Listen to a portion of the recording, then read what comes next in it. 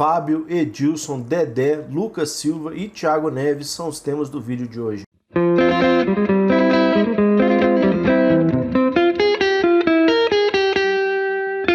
Fala aí, Nação Azul, de boa? Eu sou o Daniel Angelim e antes de mais nada, gostaria de desejar aí os parabéns, felicidades e muita saúde financeira para o nosso clube a partir desse ano de 2020.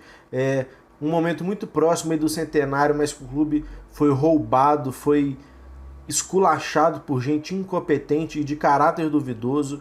Então o clube se encontra na sua pior posição nessa história gloriosa e vitoriosa de 99 anos, mas a instituição é muito grande e ela merece todos os parabéns possíveis, porque o Cruzeiro se mostrou aí, junto com o Corinthians, ser o maior clube da última década. Nos últimos 18 anos, desde 2002, o Cruzeiro é o único clube fora do eixo Rio-São Paulo a ser campeão do Brasileiro.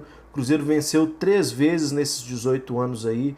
Todas as outras vezes foram vencidos por time de São Paulo ou Rio de Janeiro. Então, mesmo com toda a diferença de orçamento, de cotas pagas pela televisão, o Cruzeiro consegue se impor, fazer frente e ser o maior vencedor da última década do futebol nacional. E com o nosso rebaixamento a gente pôde ver o quão relevante é o Cruzeiro para os torcedores rivais. Comemoraram como nunca essa nossa caída para a Série B. Então são todos fatos comprovados que mostram quão grande o Cruzeiro é. Então parabéns à instituição, parabéns à torcida que nunca abandonou o clube, que está sempre do lado, sofrendo, gritando quando é para gritar, sorrindo o tempo todo. Então o parabéns para a instituição e para a torcida que sempre acompanhou e nunca abandonou e nem abandonará o clube, beleza? Então resolvi juntar nesse vídeo os nomes aí mais relevantes para que vocês fiquem informados do que realmente está acontecendo, beleza? A começar por Thiago Neves, que acionou o clube na justiça, cobrando aí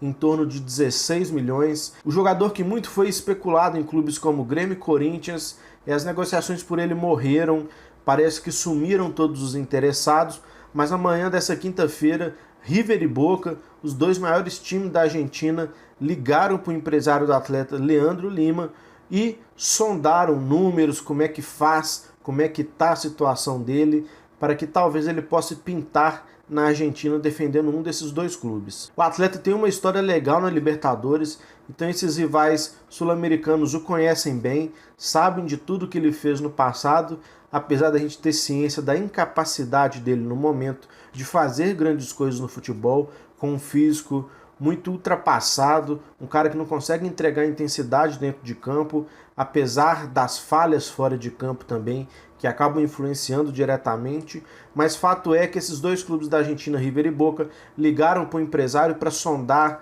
saber sobre valores e ainda não tem uma proposta oficial de nenhum desses dois clubes, mas o empresário, por jogo de marketing, de estratégia ou sendo sincero, confirmou que houve contato de River e Boca pelo atleta e resta agora a gente aguardar aí os próximos dias para saber se vai surgir sim uma proposta ou não.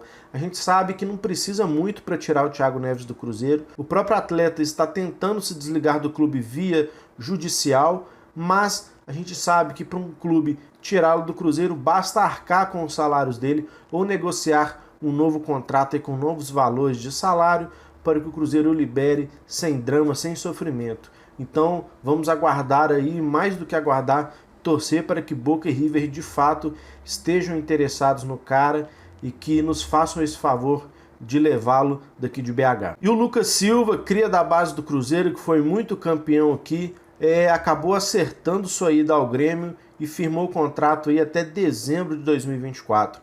O jogador vinha sendo especulado com uma possível volta ao Cruzeiro, mas eu sempre achei isso muito difícil e mais fake news do que verdade. O jogador tem um salário alto também, em torno de 600, 700 mil reais, coisa que não é nada condizente com a realidade do Cruzeiro, e ele também joga numa faixa de campo ali em que o jogador não é tão valorizado assim para receber essa grana toda. Então a gente sabe das qualidades do Lucas Silva, muitas vezes ele não é aquele jogador que é o destaque da partida, mas ele faz o jogo fluir, tem boa virada de bola, lançamento longo, então é um jogador muito importante no meio campo ali, mas que infelizmente não será em 2020 que ele voltará a vestir a camisa do Cruzeirão Cabuloso. O Grêmio acertou com o jogador, na minha opinião um baita negócio, ele vai se encaixar muito bem no estilo de jogo do Grêmio, que é de passe de bola, que sabe jogar futebol, já tem todo um esquema impetrado ali, então o Lucas Silva tem tudo para dar certo no Grêmio e infelizmente não será dessa vez que ele vestirá a camisa do Cruzeiro, beleza? E o Dedé é mais um caso dos jogadores que já foram sondados inúmeras vezes para deixar o Cruzeiro, mas que o Cruzeiro o segurou por não querer desfazer de um jogador de alta qualidade, mas que infelizmente no ano de 2019 queimou seu filme completamente com o Cruzeiro e aparentemente, infelizmente, com todos os outros clubes também.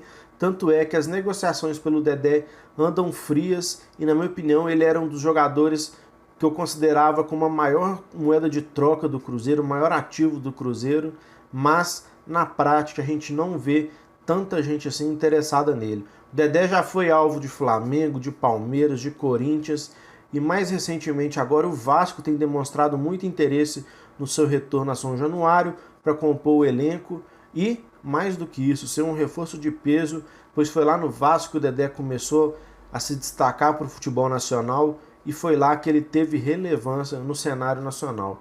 Então, o Vasco, apesar de ter muita vontade, mas ainda assim dividir a opinião entre torcedores, o Vasco, apesar de estar na Série A, se encontra numa situação financeira tão feia quanto a do Cruzeiro. Então o Vasco não tem condições de pagar no salário do Dedé, por exemplo, que é de 650 ou 700 mil reais, em torno disso. E para que o Vasco possa contar com o Dedé, ele teria que oferecer alguma coisa ao Cruzeiro, na minha opinião. Diferentemente do Thiago Neves, o Cruzeiro aceitaria liberá-lo a quem se comprometesse a pagar o salário dele. Eu acho que com o Dedé isso pode ser um pouco diferente e o Cruzeiro possa querer alguma compensação aí para liberar o atleta. Então, caso o Dedé queira permanecer no Cruzeiro, ele vai ter que aceitar uma redução salarial drástica aí. O Cruzeiro já anunciou que o teto é de 150 mil, mas eu venho dizendo que haverá algumas exceções dentro desse teto aí. Mesmo que o Dedé seja uma dessas exceções, ele teria que reduzir o salário mais do que a metade para permanecer aqui. Eu não sei se o atleta se ligou tanto ao clube assim, criou um vínculo afetivo tão grande para aceitar essas condições. Então, o Vasco, apesar de estar numa situação financeira desfavorável também, eu acho que teria condições de oferecer um pouco mais de salário ao atleta, mas como eu disse, eu acho que o Cruzeiro iria querer algo em troca para liberar o Dedé.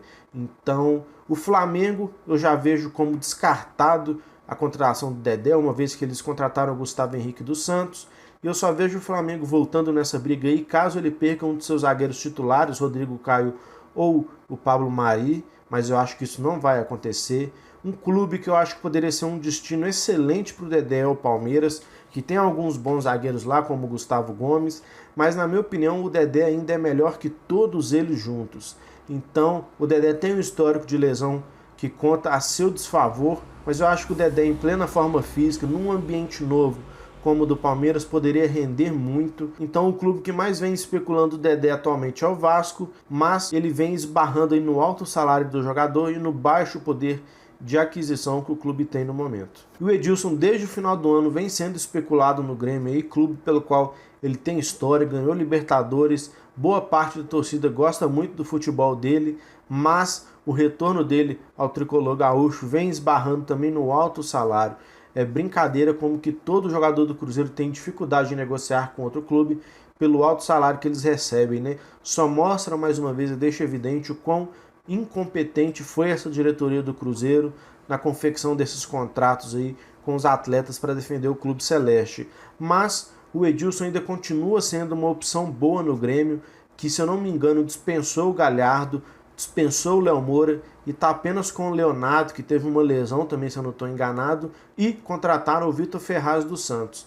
Mas eu acho que eles ainda talvez busquem um lateral direito para reforçar o elenco. O Renato disse que uma das condições dele permanecer no Grêmio era que chegasse jogadores para vestir a camisa com nome que tomem conta da posição, e Vitor Ferraz e Edilson são dois jogadores com essas características. Então essas são algumas das especulações mais relevantes aí envolvendo jogadores ao Cruzeiro. Então vamos torcer para que alguns casos como Edilson, Thiago Neves, por exemplo, tenham seu desfecho o quanto antes, para que a gente possa se ver livre desses jogadores aí que tanto prejudicaram o Cruzeiro no ano de 2019. Então é isso, se você gostou do vídeo, deixa o like aí, se não é inscrito no canal ainda, se inscreva, para que dessa forma você não perca nada postado aqui no Lado Azul.